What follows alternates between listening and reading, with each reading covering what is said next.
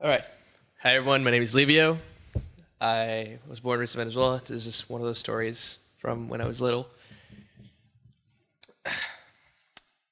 The Venezuelan sun was shining high over our heads. A rocky road ran through the crop fields, and because it was summer, the corn grass was tall and green. I was in Abuelo's Chevrolet pickup truck.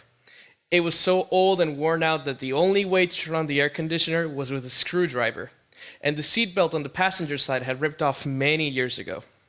But that didn't matter. Today was special because it was the first day Abuelo took me to his workplace. I was finally going to learn what Abuelo did when he wasn't at home or at the bar drinking with his compadres. Llaneras played on the radio, but Abuelo was quiet. He only had that smirk on his face that never came off. He probably intended to teach me a thing or two today, as he always did every time I spent time with him. Sometimes we talked about history, sometimes about science, even the human body, or God and the Bible. He knew many things, and he was always happy to talk to me about almost anything. "It's a really nice day for the crop," he said. "Sunny and humid, with just enough wind." Abuelo squinted his eyes, and his lips curved for a larger smile. The road ran through Abuelo's finca, dividing the large crop squares into smaller sections. Right next to Abuelo's was another finca, and they were separated by a tall black fence with barbed wire at the top. Abuelo was looking around the road as if searching for something he lost, but I couldn't resist asking about the long black fence.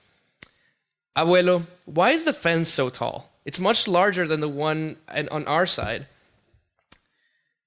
He said, "That's the old Garibaldi farm. It's a lot bigger, and he has a lot of people working for him. But you'll never see him at the farm.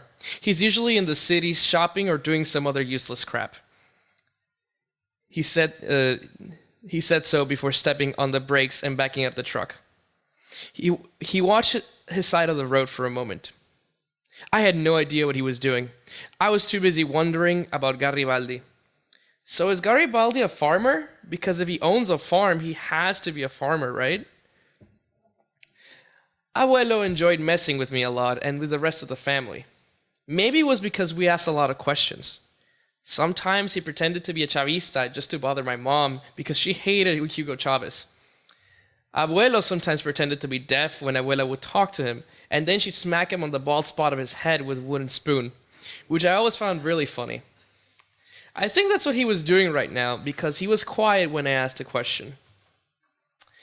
Abuelo pulled out the screwdriver from the air conditioner and switched off the truck.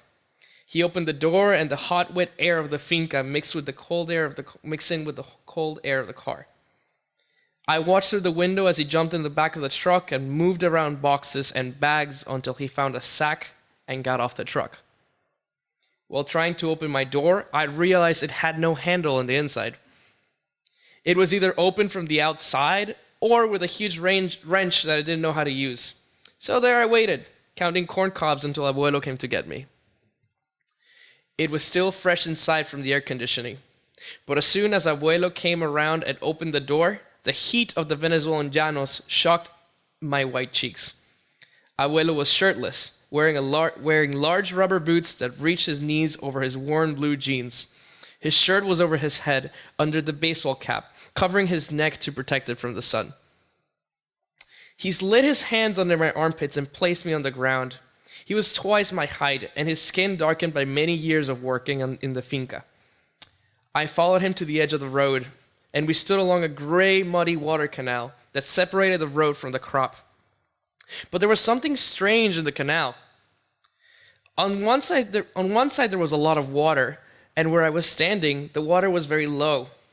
In between was a gigantic lump that separated both sections of water. Was it preventing the water flow? Oops, sorry, it locked. Was it preventing the water flow? I knew that the corn and other plants need water to grow, so if it kept water from flowing, that thing must have been a problem. "Abuelo, what's that on the ground?" Abuelo had a shovel in his hand and jumped into the canal. He started digging into the water, but from where I stood, it looked like he accomplished nothing. I looked up at the sky and saw a few vultures circling in the distance. Abuelo, why are vultures flying in a circle? He kept shoveling, each time with more strength and effort. Abuelo, are we going to eat this corn? He didn't respond. He was still digging and playing deaf. The big black fence felt closer now, and the vultures were circling lower and lower over the fence. What are you doing, Abuelo? He was now squatting with his butt in the water, grasping something underneath with his hands. Was he digging for treasure? He struggled to lift something that was very heavy. His skin looked like it was mud because of the water. He made one last effort, groaning and breathing heavily, until he ripped up a huge chunk of mud and lifted it over his head and threw it on the road, splattering gray water everywhere.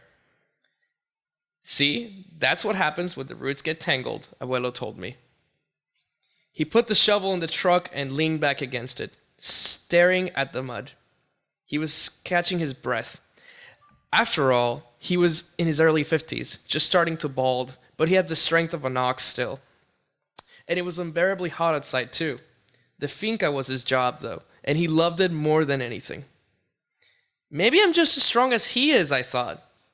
I pressed my foot on the mud and pushed with all of my body. It did not budge.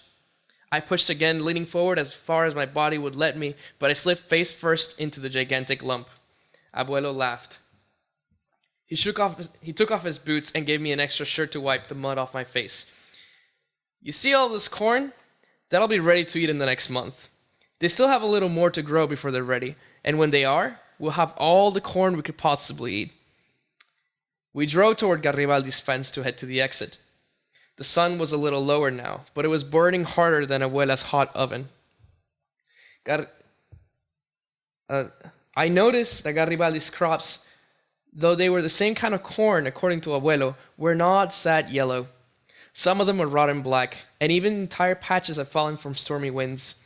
Garibaldi's farm looked like a desert compared to the oasis that Abuelo built and maintained on the opposite side of the tall black fence.